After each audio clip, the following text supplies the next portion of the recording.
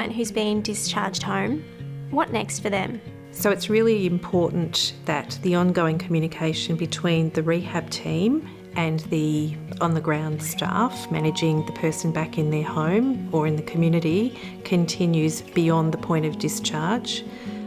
A person may have the 8 weeks of physio or an exercise program, but it's really important to make sure that you can try and establish some ongoing community links. And I think, to me, that's always a really great feeling when you know that someone's just gone through an 8-week Tai Chi program and then they've met up and had coffee with a person from the group and they're planning to go walking every, second day or whatever. So that's a really positive thing. So I guess you would never want to just say that 8-week period is finished and that's the end of that.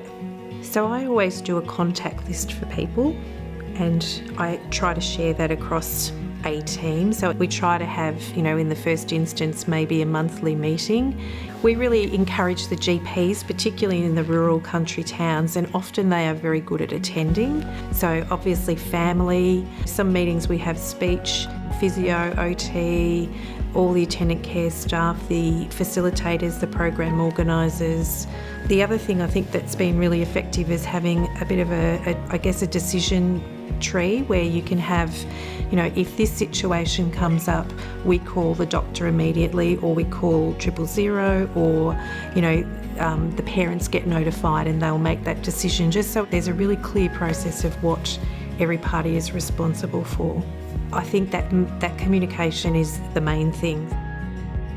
I've had some clients for 6 years, 8 years, and fortunately, they have funding behind them.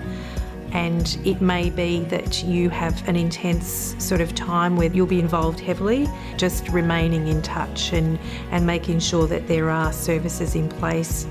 Like the GP, we use them a lot to say, our service is reducing at the moment, but if you have any concerns, let me know. I'll be phoning in, monthly just to check in on this person. What can you do to make sure that someone not only transitions home smoothly, but really thrives in the community? So having the commitment of all parties, I think, to share their skills, so between like a collaborative approach to making sure that everybody's on the same page with what they're trying to implement for a client. Having lots of education so that, the physios might be doing the physio, but they're also focusing on the positioning for speech exercises or whatever. So everybody needs to be really mindful that they're working on all the goals, not just, a specific area.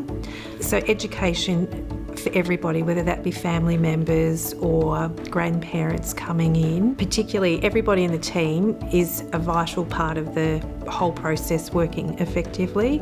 And sometimes the people on the ground, like the care staff who are there 24 hours a day with the client, they have so much to offer, so their input is always invited and appreciated at any meeting.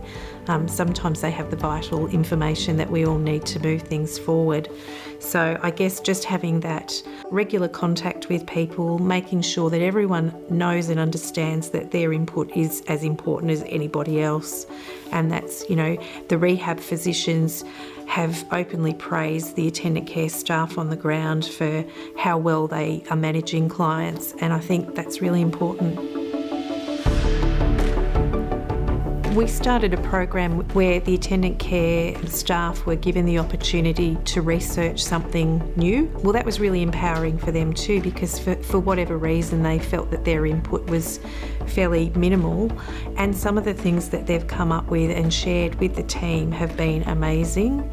So I think that the skill sharing goes right from the top all the way down to everybody. The parents have been able to share a lot of information. So I think that constant education, it's not done once and then it's done. It's constant, like every 3 months, I think is not unrealistic for a complex client. There's new people coming in and out of programs, particularly with the care staff. So I think it's really important that everyone continues to be upskilled and to refresh and review. Things change, people's goals change, so make sure that it just continues to evolve around what that person wants. Regular reviews and reframing what you're looking at doing.